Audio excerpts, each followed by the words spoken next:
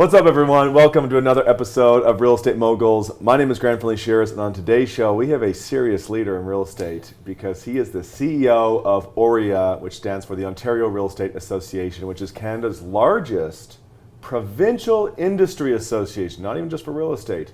So think about that. So if you are thinking about being a leader in this space and you want to learn how to create and implement change, then you're going to want to keep watching and listening to this interview. And I'll start with a little blurb about his experiences and his skills. He was first elected in 1995, appointed to the cabinet in 3 successive economic portfolios: Northern Development Mines, where he was like cutting mining taxes in Lower Canada; tourism, culture, and recreation. He's helped that industry post September 11th, which was probably a shitstorm. Okay, and in 2009 he won the leadership position inside the PC Party, the Progressive Conservative Party of Ontario. He's managed multi-million-dollar budgets. He's created jobs. He's created economic growth, and now he's shaping the future of real estate in Ontario. So it's really a privilege to get his time and to interview him. So I hope you're all excited to get to know Mr. Tim Hudak.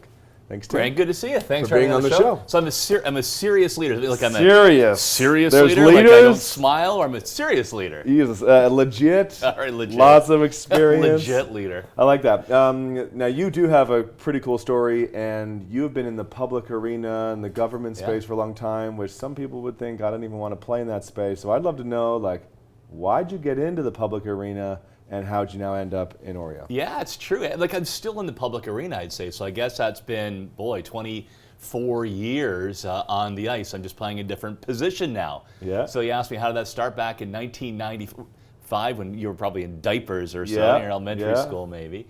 So look, I was somebody who believed in making change really focused around creating better jobs, a stronger economy, giving more people opportunity in life, a chance to climb the ladder. I threw my hat in the ring, Grant, back in 1995 in southern Niagara, my hometown of Fort Erie, Port Colborne, Wainfleet, and a little slice of Niagara Falls. And to be very direct about it, I didn't think I had hope in hell. I was like, I'll carry the flag for my team, I'll impress some folks, then I'll get a job at Queen's Park like as an advisor or whatever. Had no expectation of winning. And then with about 2 days before Election Day, I said, holy crap, I might actually win this. I might actually send this 27-year-old kid to Queen's Park. They did. I worked hard and got reelected 5 more times after that, winning 6 elections. That's amazing. Now, how did you find yourself? You've gone through all those industries, you've gone through lots of industries, and now you're in real estate. So why did you make the move to real estate? Yeah, so I thought about it. So, in 2014, I ran to be a premier of the province of Ontario. I did get, 3.5 million votes. I needed 3.8 million votes, so I fell a little short, but I really felt proud about it because I stood for what I thought was right for the province. Very clear platform. Maybe some people say I was too honest with the people, but whatever. And when I lost that election then to Kathleen Wynne, I said, okay, I don't want to be the kind of guy that hangs around too long, past his prime in politics. Let somebody else take over. So I stepped down as leader of the Progressive Conservative Party in Ontario and thought, okay, what do I want to do next? And real estate was always something that drove me as a man and as a politician. I know when I bought my first home in 2002, it changed me as an individual. I cared more about my house. I cared about my neighbors. I got more involved in the community. It was really motivating, just at a very emotional level. And when I was PC Party leader, we always had very strong policies around home ownership, around property development, right, getting more investment in the province. As a result of that, I always had a very strong relationship with the realtors in Ontario. And when their longtime CEO announced his retirement, I said, I throw my hat in the ring. So how did that process even work? Did he announce it and then they started looking, or did they say who wants to apply? How did the... Yeah, pretty typical in those situations. I mean, my predecessor, Ed Barisa, had been there for, I think, 16 years. Very well respected leader in the sector. And so he told the board he was not going to stay on past the end of 2016. So then they did a search, and they hired a professional search company. I put my name in. They interviewed a number of people, and whether they regret it now or not, they gave me the job, and they gave me a shot, and it was a tremendously exciting opportunity when I signed that contract. Why do you think you versus other people? What do you think was a part of your application? Yeah, you're one of the few people that asked me that question. So I think that the Ontario Real Estate Association, came to a fork in the road. And they said, do we want to keep doing what we're doing, or do we want to change course?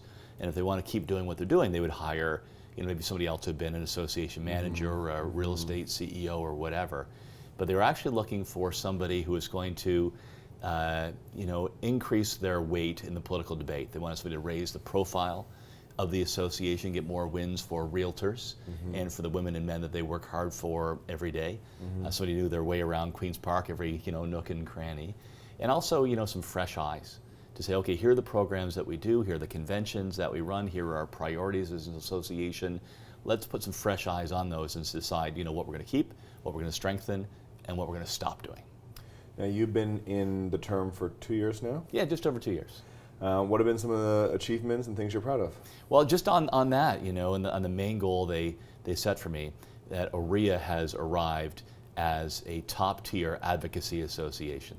And I'm very proud that what we've achieved at Queen's Park and interacting with decision makers.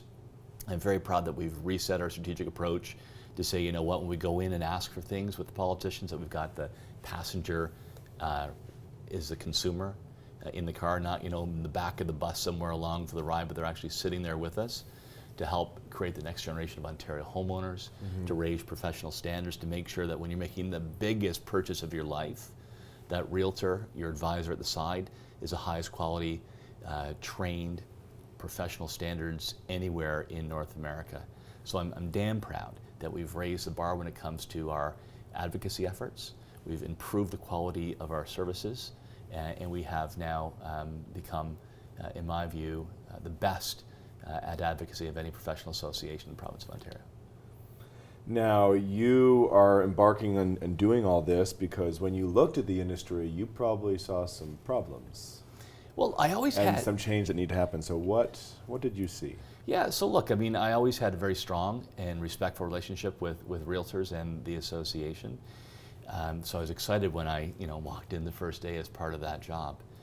But there were some really clear clouds on the horizon.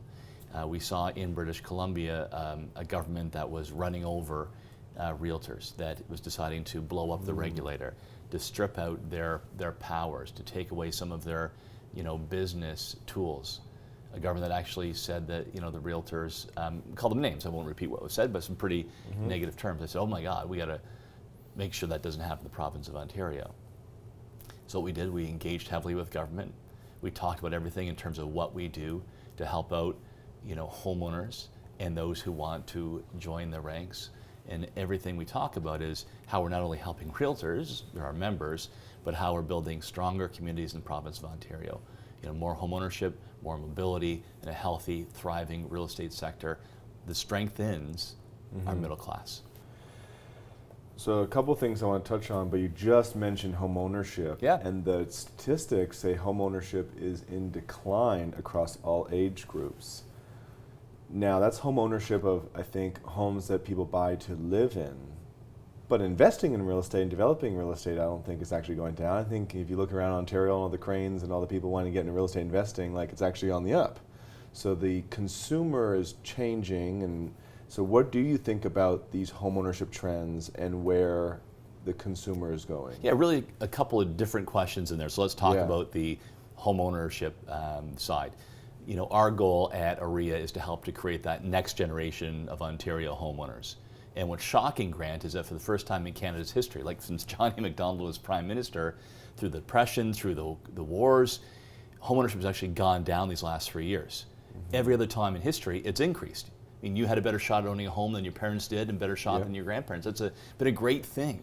It's helped build a thriving middle class in Canada. It's the envy of the world in terms of stability and a place to raise your family, but it's actually gone downhill. So when we looked at that, why is that the case? Well, number one, we don't have enough supply, enough choice in the marketplace. Number two, the national government has put more obstacles in the way, even if you qualify, to getting a mortgage so you can take on a new home. And third, taxes are really high, particularly that double land transfer tax in Toronto, which is a real killer on your pocketbook when you try to buy a home. So I was going to get to this later, but it seems like a good time now. I was reading about some of the things that you want to change and you're implementing right now with regards to pre-construction and supply. I think it was requiring builders and developers to register under a new act to sell pre-construction properties. So what kind of changes are you trying to make with pre-construction and the supply? Yeah, let me do big picture, and then I'll get to that Yeah. individual part and tell you how it fits in the big picture. So job number one for us was making sure there's more choice in the marketplace and more homes. And we don't have enough supply of homes, particularly for starter homes and move-up buyers, right? When the kids come along, needs an extra space, an extra bedroom. That's a big problem in our marketplace. And as a result, you know, it drives up affordability when there are more people chasing fewer and fewer homes. So this is what we did, Grant. We said, okay, we've got an election campaign coming up in 2018. We had 4 political parties that were running in that. And we said, let's engage our realtor members, but also the general public in pushing the politicians to say a classic story that I'm sure a lot of you viewers know about, right? There's you got the millennial. She did all she was told to do. She got a good education. She got a job. She got a promotion. But she can't find a home that she can afford. She's still stuck with mom and dad. So think about her and people like her. And we did an advertising campaign. In fact, you can still see it online at keepthedreamalive.ca. So we did keepthedreamalive.ca, and that motivated 20,000 individuals across Ontario to send a message directly to their politicians and say, there's people in the ad, they can't find the home because it's too expensive and too many fees, like taxes. That's me. And that provoked all 4 political parties to take a stand saying we're going to increase housing supply and help keep that Canadian dream of home ownership alive. Awesome. Step 2, we did our homework. We brought together 10 different ideas, bold ideas, to help put more housing supply and choice in the marketplace. And then we brought that to the government after the election, which was the PC party under Premier Doug Ford and Housing Minister Steve Clark. And then we met with the officials and said, you got to do these things. Fast forward now, that's a bit of a long story. But 8 out of our 10 ideas were included in the government legislation called the More Homes, More Choice Act. 8 out of 10. My parents are both teachers. I'll take that as an A. That's good. And one of the things we have talked about as part of that process is that we need to make sure that when you buy a new home, a newly built home, it's up to the same professional standards from the salesperson as it is if you buy a resale home from a realtor. We don't think there should be a 2-tier level of consumer protection. There should be 1 tier at the high level. So I eventually got to your question there. You did. No, okay, so let's go back to one of the other things is you must be looking at what other associations and other provinces are doing right and are not doing right. What are some of the things that you're seeing other people do that you're using as ideas and strategies of what to do and what not to do? It's a very good question. So, you know, when we look at, we do watch, you know, other associations in Canada and in the US. And you and I are talking at the Inman conference in Las Vegas this time. And what I try to do is I watch, you know, who's on the leading edge here, because often what happens in the States washes ashore in Canada, you know, 2 or 3 years later. So I try to keep an eye on that so we can prepare for it and benefit from it. So, you know, here's some examples. Well, the Alberta Realtors are working very hard on having a province-wide set of professional standards for the members. Because too often when it comes to the real estate profession, and this is the case in Ontario right now, too often if somebody breaks the rules, takes advantage of a consumer, they get a slap on the wrist. And that pisses off the rest of the realtors. You know, we're looking out for people every day and they say, this guy gets off with a slap on the wrist, change that. So we're working hard to change that. And Alberta, to their credit, is the realtor associations there are actually doing a province-wide approach to professional standards when realtors break the rules to make sure that there's proper discipline for that. Ultimately in Ontario, we need to do a better job of saying, you ripped somebody off, you took advantage of them, we want you out. It's too easy to get in, it's too hard to kick somebody out these days. So we want a greater ability of a regulator to suspend or revoke licenses completely for rule breakers. Well, that's a good segue into one of the trending topics that I want to get into, which is the process for agents, or for people to become an agent. A lot of people think it's too easy, and you just said it, it's like it's too easy and too short, for good and for worse maybe, for people to become agents. And I know recently OREA changed the way that training is done, where now people have to go to colleges. So maybe just give people an update on what's happening with how long does it take for a person to become an agent, and is that changing? And who is now in charge of the accreditation and the training of these people? Yeah, so for a long time, you know, the Ontario Real Estate Association, OREA, also had the Real Estate College, the OREA College, and probably the vast majority of Ontario realtors watching right now went to the OREA College. And as of April of this year, of 2019, we stopped accepting our last student, and any of those that are currently in the college will have to graduate by December of 2020. What happened was the Real Estate Council of Ontario, RECO, the regulator, determined that Humber College and a company called NIIT would do the training going forward. So any new enrollees beginning in September will go through the Humber College program.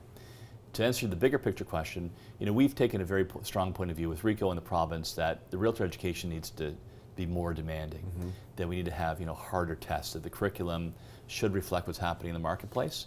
I would say, Grant, more practical training, how to use the standard forms, when you get out, how you actually run a business and basic business skills, and also, more on proper ethics in real estate.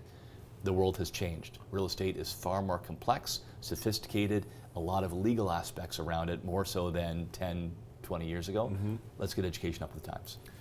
Now, one of the other topics around agents and their role is, are they an employee? Should they be considered an employee, or are they really an independent contractor? California was going through a whole bunch of talking around making a change there. I remember when I was in Manitoba, they actually don't allow part-time realtors. Maybe it's just Winnipeg or maybe the whole province of Manitoba, not quite sure. What do you think? Do you think realtors should stay independent contractors and we should just improve make the training and this accreditation harder to get through? Or do you think they should be employees, a part of a more corporate infrastructure that then makes a more organized way to make agents great? So one of the things I love about my job is going out and talking to the realtors, visiting brokerages, going to conferences, because it's like the ultimate focus group, right? I mean, they're the ones on the streets, they're doing the job every day. That really helps me to do my job as CEO and keep on top of things. I'm telling you that because I have not heard it from any of the realtors I talk to in these groups that they want to become employees. They like being independent contractors. They like setting their own business, their own terms, the freedom that brings. Along with freedom comes a hell of a lot of demands, no doubt about it. So I'm not seeing that happening on the Ontario side. There are a couple of things I think we can do better. You mentioned one of those, Grant. Let's make sure that when you come out of the real estate college in the future, that you're going to have more business-ready skills and a greater chance to succeed. When you're moving through your career, we need more real estate tools. For example, realtors in Ontario cannot incorporate. That's crazy. They can in 6 other provinces. Mortgage brokers can, insurance brokers, dentists, like a whole bunch of professions. So let's let realtors incorporate, run their own businesses, benefit from that, and reinvest in their businesses. And third, for those that do break the rules, those that stray outside of the code of ethics, we need stronger discipline, higher fines.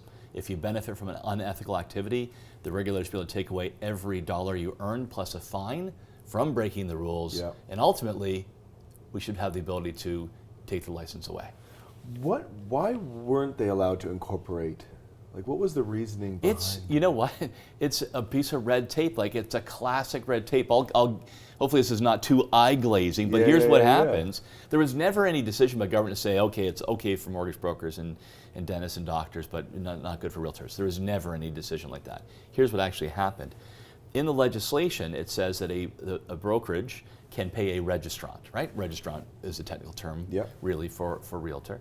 Can pay a registrant. That's what it says in the Act. You go over here, another part of the Act, and it says, here's what a registrant is, and it says an individual. So if Grant opened up, Grant Incorporated, right? You're not an individual, so you can't get paid. So technically you can incorporate, just a broker can't pay you. So it's a classic piece of red tape where this piece of legislation didn't talk to this piece of legislation. We're going to fix it. How quickly are you going to fix that by? Well, we're working hard on it, and we were making very good progress with the minister who's responsible for real estate. It's called Government and Consumer Services. Bill Walker was the minister. And then Premier Ford decided to move the chairs around. So we have a new minister there, Lisa Thompson. I've known her for a long time. We sat together in the legislature. Our earlier conversations were quite positive about this. We are hoping to have legislation, later on this year when the House comes back in the fall. That's our goal.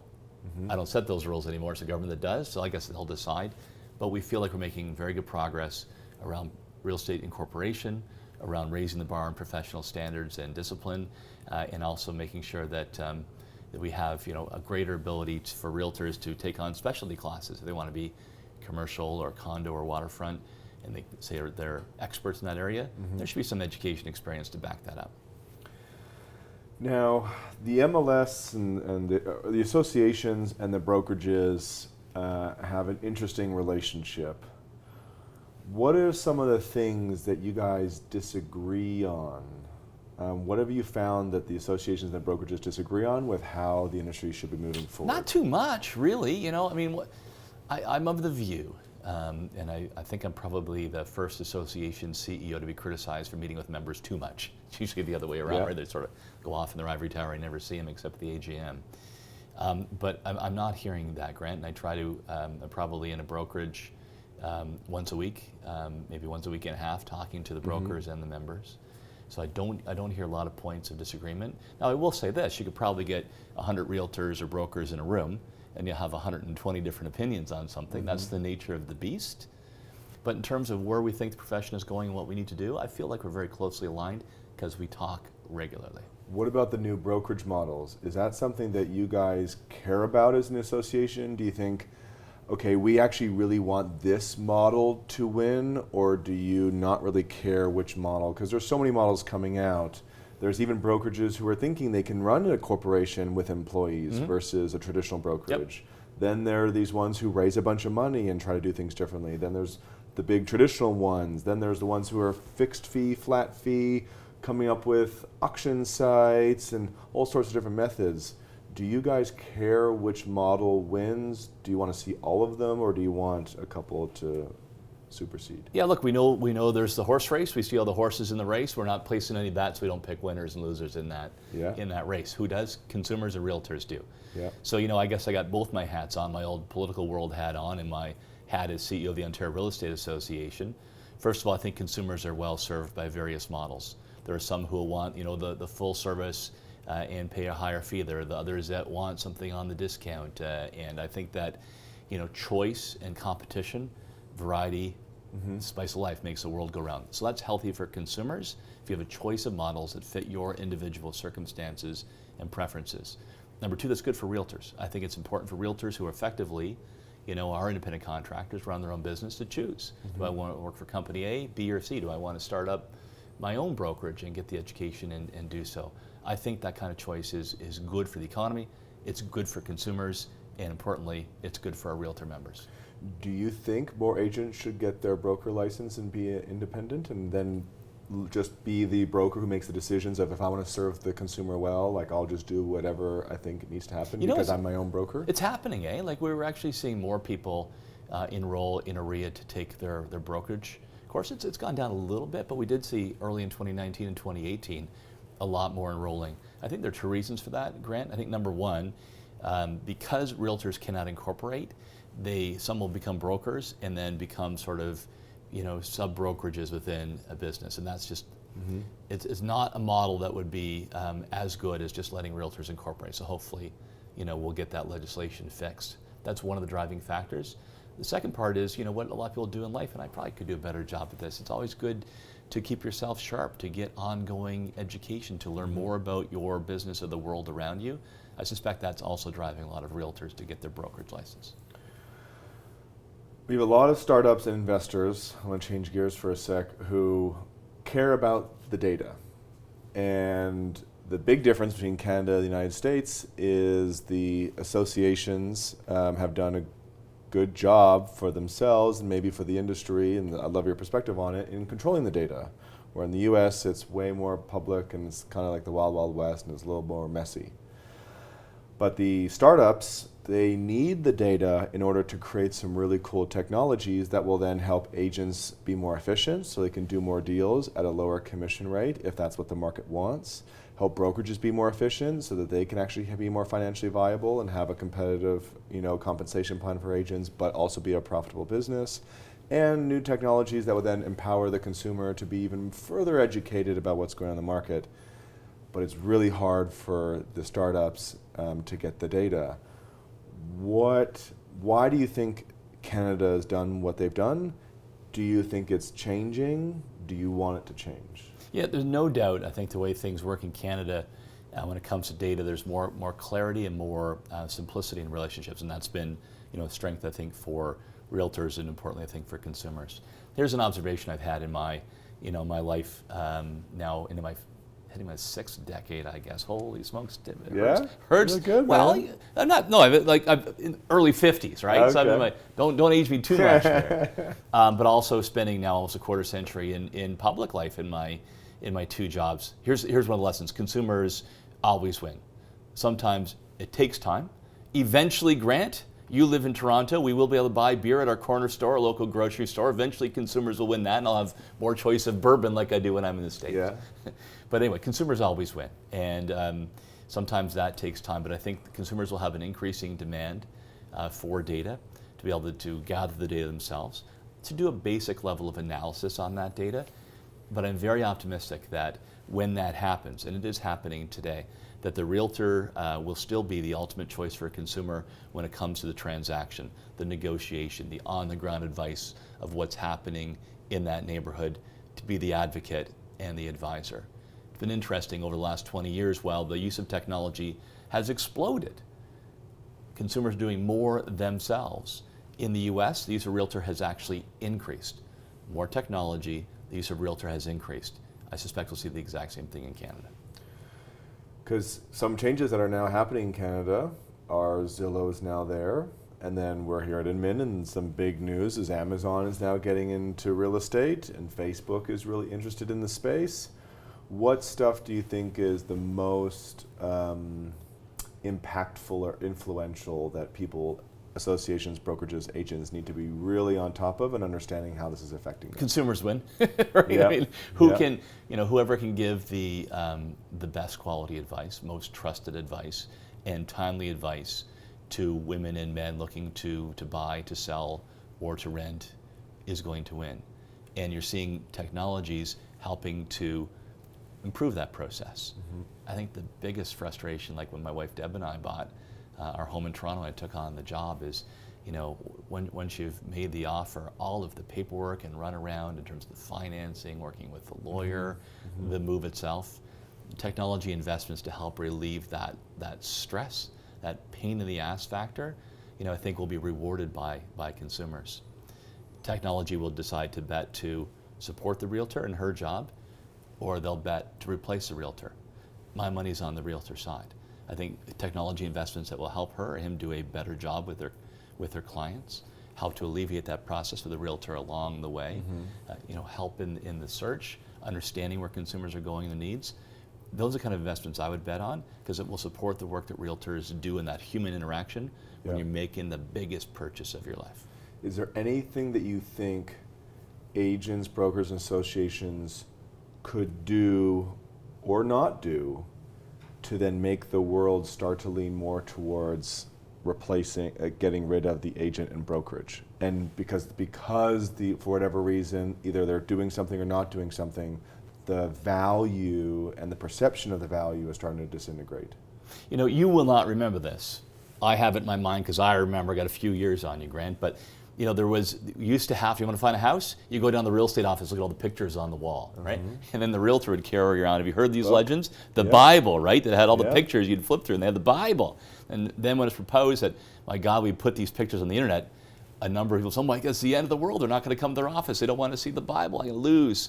What happened, people continue to use a realtor, and probably increased over time, because they rely on their expertise, their professionalism, mm-hmm. their street smarts, and they have faith that they're going to give them the best possible advice on making such a crucial purchase or sale. So that debate proved that when new technology comes along, even at a basic level, people will still embrace the realtor. They'll just do more of the early search themselves. So what do brokerages, realtors have to fear? Well, I think number one, the greatest threat is if you lose the trust of the public. When our members see examples of people who ripped off consumers, and then there was no serious discipline, they continue to practice, that's the biggest threat, I believe, to the profession. If there's infighting among different boards and associations, that gets your eye off the ball instead of focusing on what you should be doing. And then embracing technology that will help reinforce the qualities of the realtor, that's what you should do. If you fight it, you put your head in the sand, you go back and say, no, I got to have my Bible and my pictures on the wall, you'll become a relic of history. So I agree that, sure, there's some things that realtors and brokers and agents can do to lose the trust of people. But if they don't do certain things, then they could lose the trust, not by losing it, but by someone else getting more of it. And one of the things I look at is the person who has the relationship with the consumer before they need you is the person who then has the most trust.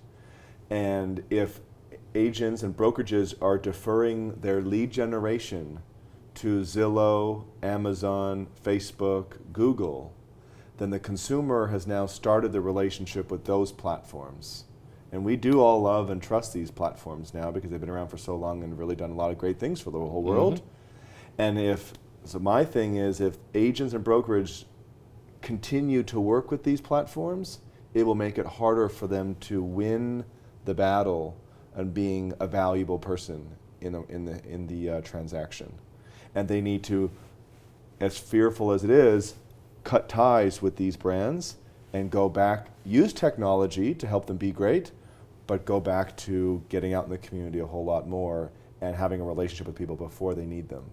What are your thoughts? Yeah, well, I mean, so we talked about this a bit earlier. I mean, Zillow started listing Canadian properties at the beginning of 2019. And people were saying, okay, what's that going to mean? Well, consumers go to Zillow, they won't use a realtor, whatever. Look, Zillow's been around, 12 years in the United States? The use of realtor has actually increased. The relationship with the consumer may shift. They may look at Zillow or Redfin sites or whatever to get their information.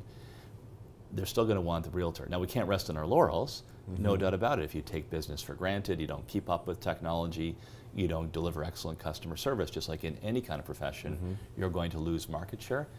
I just think, like, if I were to sell my home today and I had a choice between a robot, a website, or using the realtor sitting across the kitchen table from my wife and I, who's going to actually look out for us? Who's going to care about us? Who's going to think about when my daughters want to get into the marketplace down the road? Who do I see giving back to the community and understands, the pulse of what's happening? I'm going to use the realtor, I'm not going to use the machine. I agree with that right now. I just wonder if it continues, if they continue to give control over their database growth, their lead generation to these platforms who Zillow's now buying and selling homes. Amazon now has a partnership with Lennar Homes. You just let more years go by and all of a sudden I wonder what might happen. And right now, this percentage of people who use a realtor has actually gone up.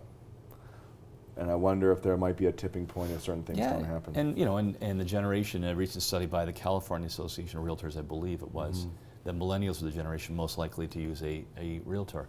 Let me make one more point here that I think is a positive one, because I beat up the one about you don't mess around when you're making the biggest decision about your finances and your family's well-being when you're selling your home or buying one. I've never seen a sector that's as competitive as real estate, right? Yeah. There are so many different brands, so many different business models, so many different approaches. Taxi cabs were the opposite. They were protected, limited licenses. There were rules around it, limited competition. And as a result, they got fat. The customer service declined. It was a nightmare to get a cab in Toronto or other major cities. So that made them really vulnerable to Uber and Lyft coming in. Real estate's the opposite. There's no protections.